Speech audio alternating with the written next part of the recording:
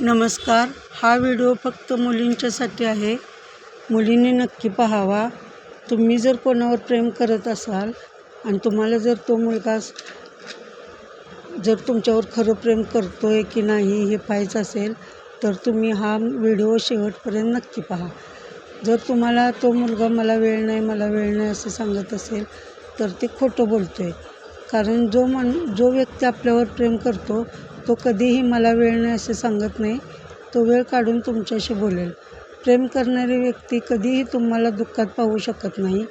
तुम्ही कोणत्याही कारणावरून अस्वस्थ असाल तर ती व्यक्ती न सांगता ओळखते. वाईट वेळेत ती व्यक्ती ठामपणे तुमच्या पाठीशी उभा राहते. तो तुम्हाला जसे आहात तसं स्वीकारतो. दुसऱ्या कोणाशी ओळख वाढवली तर त्या व्यक्तीला आवडत नाही आणि तिला तुम्हाला गमावण्याची भीती वाटते.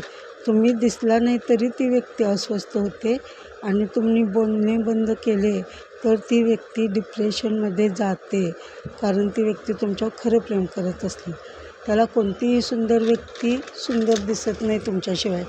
अशी व्यक्ती तुम्हाला कधी धोका देणार नाही. अशी व्यक्ती कधीही तुमचा वारंवार अपमान करणार नाही. दुसऱ्याच्या समोर तुमचा मान ठेवेल. तुम्हाला नेहमी खुश ठेवण्याचा प्रयत्न करेल.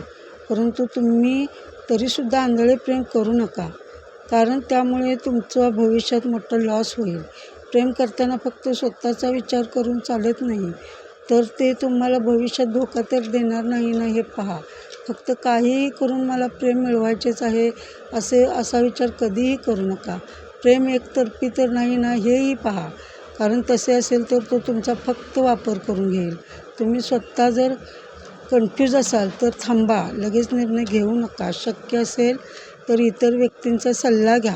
आईवडिलांचा सल्ला घ्या. कारण त्यांच्या एवढी आपली भविष्याची काळजी कोणालाच नसते. ते तुम्हाला कधीही वाईट सल्ला देणार नाहीत.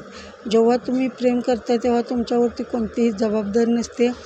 तुम्हाला पैशाची जास्त गरज नसते. त्यामुळे तुम्हाला गुड फिलिंगच येतात. परंतु भविष्यात तुमच्यावरती खूप जबाबदाऱ्या येणार असतात. त्यामुळे आपण त्या जबाबदाऱ्या पेलू शकणार आहे का नाही याचाही विचार करा. आपली आर्थिक परिस्थिती लग्नानंतर चांगलीच असायला हवी तर आपले आयुष्य चांगल्या रीतीने जगता येईल. नाहीतर नव्याचे 9 दिवस संपले की संघर्ष चालू होतो आणि संघर्ष चालू झाला की मनातले प्रेम द्वेषाची जागा कधी घेते हे कळतही नाही. म्हणून निर्णय घेताना घाई करून निर्णय घेऊ नका. 10 वेळा विचार करा नंतर पाऊल उचला. आपण ज्याच्याशी लग्न करणार आहोत ती व्यक्ती आपली जबाबदारी उचलणार आहे का? नंतर मुलांची जबाबदारी उचलण्यासाठी सक्षम आहे का? हेही पहा. कारण तसे नसेल तर तुमच्या आयुष्याची खूप फरफट होईल. मुले झाल्यानंतरच खरे आयुष्य सुरू होते. त्यांचे शिक्षण, त्यांचा दवाखाना हे सर्व चालू होते. आम्ही ॲडजस्ट करू म्हणणारी व्यक्तीसुद्धा नंतर ॲडजस्ट करत नाही. कारण तेव्हा ती वेळ बदललेली असते, स्वभाव बदललेले असतात आणि ज्याच्यावर प्रेम करतो त्याचा स्वभावसुद्धा खूप मॅटर करतो. तर हे सर्व पाहूनच तुम्ही लग्नाची घाई करा. त्यामुळे तुमचे जर एकतर्फी प्रेम असेल मग तर अजिबात करू नका. त्यामुळे तुमचे आयुष्य उद्ध्वस्त होऊ शकते. तुम्हाला परत उभा राहण्यात, तुमची मनस्थिती नीट करण्यात खूप वेळ जाईल. याचा अर्थ प्रेम करायचेच नाही असे आहे का? तर तसे अजिबात नाही. परंतु सर्व गोष्टींचा विचार करून मगच निर्णय घ्या. जेणेकरून फक्त प्रेम केले ही एकच चूक तुमचे आयुष्य घडवू किंवा बिघडवू शकते.